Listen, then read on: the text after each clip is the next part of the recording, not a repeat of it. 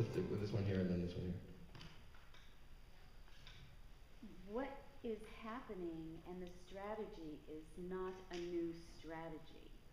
It's old news. We've Right. seen it time and time again. So you don't want to just say, well, isn't there a safe way to do something like this?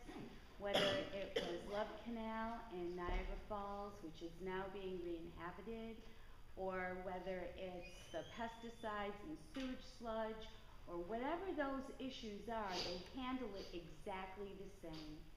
And the players that were shown in this movie, there's a few of them, and they're global, and they just play it wherever they go. So don't be fooled, and don't think, well, maybe my drill will be the safe drill, and maybe I will be the chic of New York, because that's not going to happen. I like the chic of New York. But I mean, you know, be the renewable energy chic of New York instead. Yes. You know, especially in economic hard times, this is a very difficult thing to turn down. And someone asked me, you know, about the other day, you know, I was in Ohio, in Appalachian, Ohio, and someone said, well, you know, down in West Virginia, how can you tell these rural West Virginians not to sign those gas leases, they're broke and everything. And I said, well, I would never tell somebody not to sign a gas lease if they've got an economic gun to their head and they're sitting there, you know, totally on their last dime, you know. But the question ought to be, how did those regions get that way? Exactly. And how did we allow, what's the failure of our civilization to get to that point, or the state, to get to that point where you have to choose between being completely broke and contaminating yourself? Because there are solutions here, and they take imagination, and they take innovation and ingenuity. If we put solar panels on the roof of every house in New York State, don't you think that would be a big project to put everybody back to work? Mm-hmm. But you know what would happen is you wouldn't have to pay your electricity bill anymore. Darn. You know what I mean? You would stop being beholden to the electricity company. Well, So there are ways in. The problem is that we need the political will to move in that direction. Sure, maybe you don't get enticed by this get-rich scheme, but by the way, none of the people in Demick made the amount of money that they were promised. They all made a tenth of what they were promised. Pat Farnelli was promised $400,000. She ended up making like $20,000 against the value of her house completely. No one could ever live in that house, including her. Her kids she's got 8 kids. And they don't, their health, all of them have various different health problems.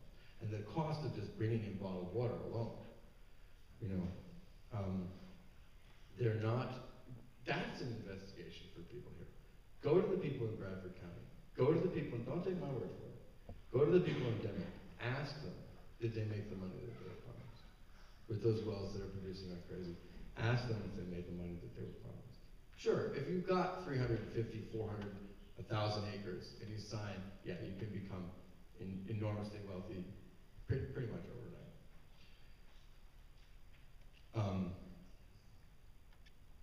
But I think most people are probably not in that position. Most people are in the position of not having that amount of land to work with.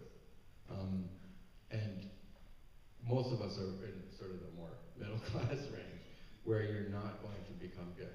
It's not going to be a get-rich thing overnight, and you'll end up with an overall downturn. Here's a question in the back. I have 2 questions. My first question is, do you know... Oh, you were second, sorry. But why don't you go first, and then you can go next. Make sure I don't forget. Okay. My first question is, do you know if, or have you came across any, like, richer families that own houses or land with different,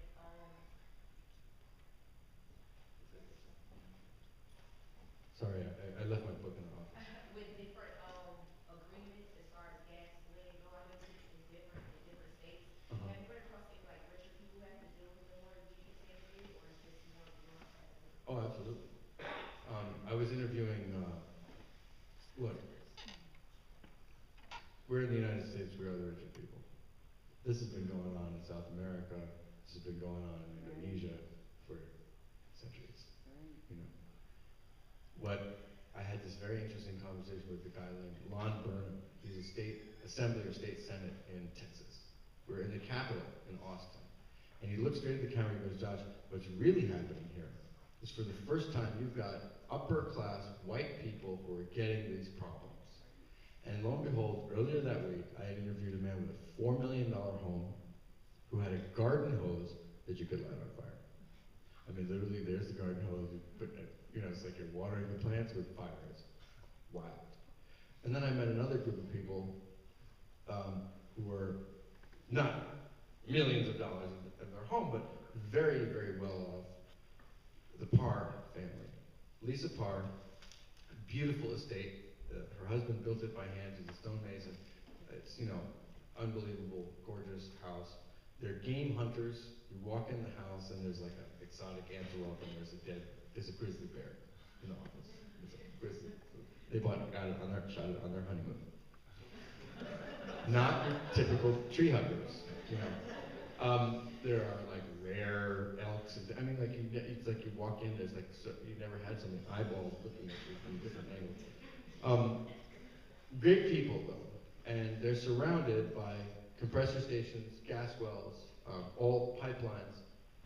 Lisa Parr started to get these rashes. Also, her daughter, we started waking up in the middle of the night with nosebleeds. She has frac fluid chemicals in her lungs. They were tested. Thanks a lot. They tested her lung tissue. They tested her blood. They tested her liver. She has fracking chemicals in her lungs. So this is a problem that affects a lot of people in different class levels. Why do you say anything? Well, they do. People are saying things about it.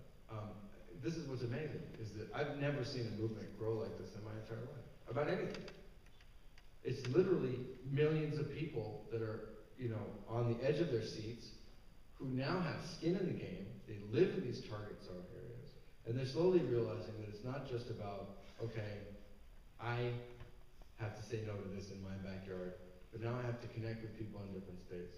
And what we really have to do is move towards renewable energy, because I know, for me, my own conclusion is I don't get out of this until we all get out of it. I'm not gonna, because I keep coming back and back and back. And what we're really facing here, in my estimation, is a transition away from fossil fuels. Because these are the fuels of the 20th century. And we need to move into the 21st century. We have other options.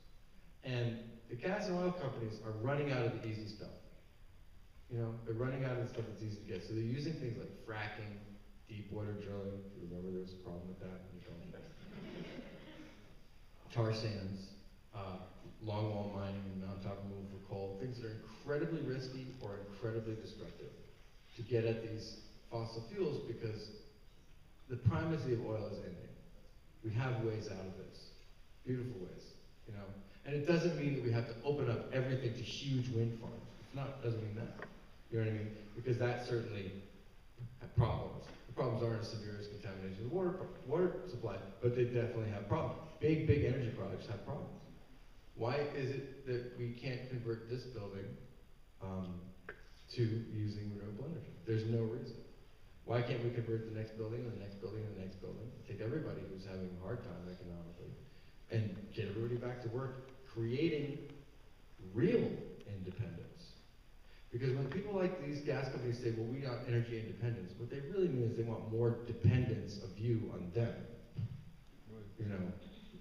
Freedom from foreign oil, you've heard this, right?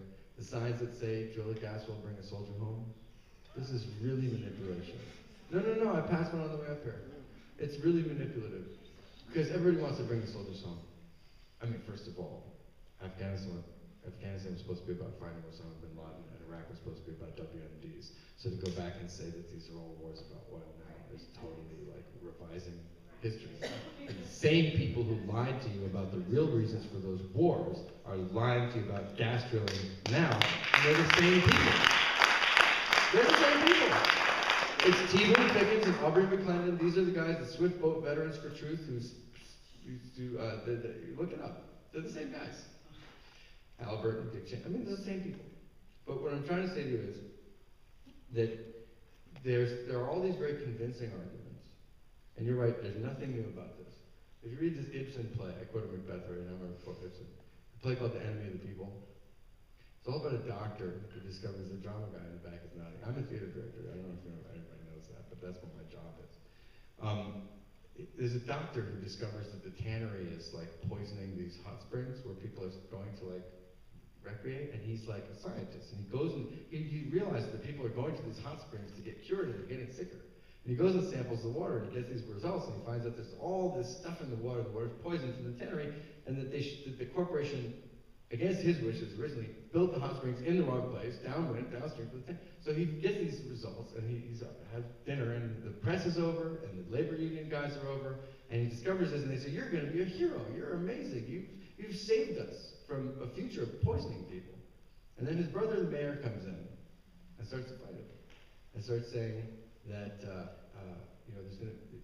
you're going to shut down the whole town and don't cause an alarm. And he gets the newspaper and the local business owners association to turn against the doctor and make it out like he's crazy. And they turn him into an enemy of the people. And it's right there in Ibsen. You know, it's there from 100 years ago. So you're right. There's nothing new about this. There's a manipulation that happens. And if you took English or drama in high school, you know both those.